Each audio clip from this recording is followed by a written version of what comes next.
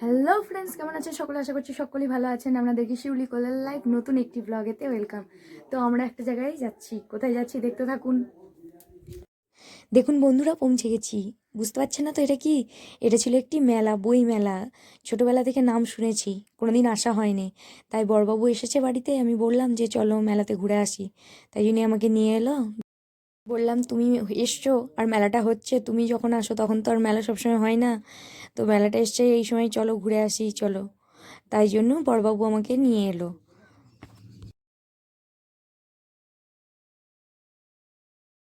বললাম যে তুমি আজকে ভিডিওটা করো, তাই জন্যই ওর হাতে ফোনটা ধরিয়ে দিলাম। আর আমরা আমাদের আর আমার ছোট ছেলেতে ঘুরছি। আর আমার মেয়েকে শাশুড়ির কাছে রেখে দিয়ে গেছিলাম। তো দেখুন, আর রাস্তার ধারে ধারেই দোকান বসেছে। তবুও এখনও গেটটাই ঢুকিনি কো, গেটটা ঢোকার আগেই এই দোকানগুলো বসেছিল।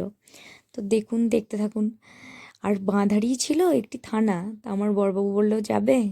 আমি বললাম হ্যাঁ গেলেই হলো। দিয়ে বললো না থাক, আজকে প্রচণ্ড ভিড় আছে, যেতে হবে না, আজকে পুলিশ ফোর্স প্রচুর আছে, আজকে যেতে হবে না।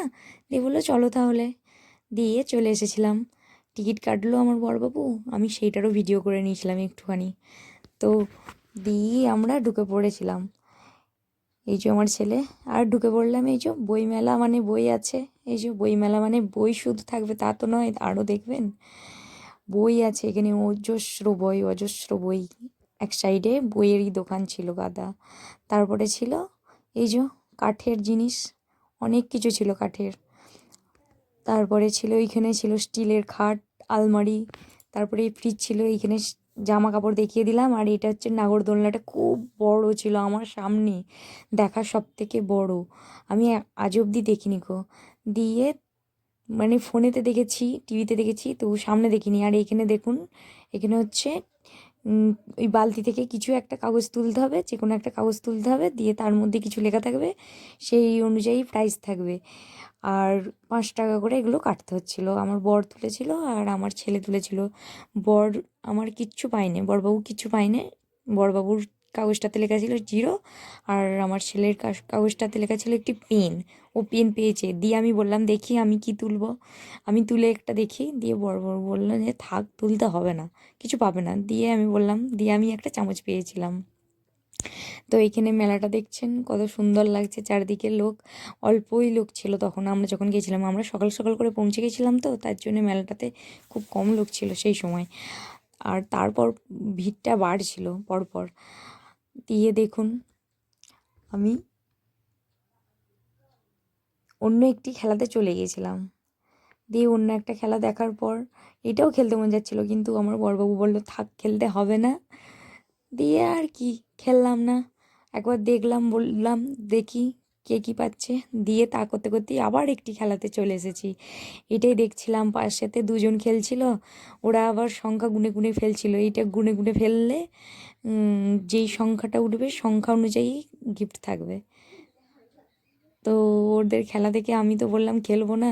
দিয়ে বড়বাবু বললো খেলো। দিয়ে একটা মগ পেয়েছিলাম, সেটারই ভিডিও করলাম, বললাম আমি মগটা জিতেছি, আমাকে তো ভিডিও একটু করতেই হবে। দিয়ে তো দেখতেই পাচ্ছেন, মেলাতে দোকান মানে চারিদিকে মেয়েদের সব কানের হার, অনেক কিছু জিনিস থাকে। আর বাড়ির সব সামগ্রী কিনলেই হলো। তো এগুলো সব দেখতে দেখতে চলে এলাম।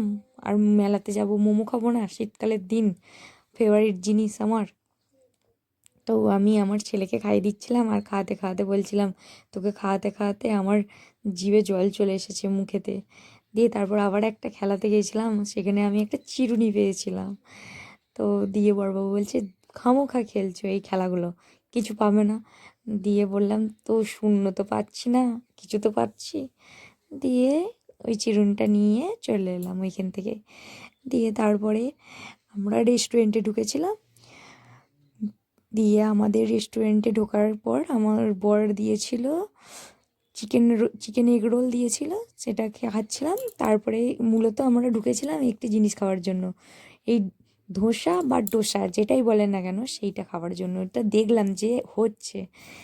দিয়ে তার জন্যে আমি বড়বাবুকে বললাম যে দেখো এই রেস্টুরেন্টটাতে হচ্ছে, কোনো দিন তো খাইনি।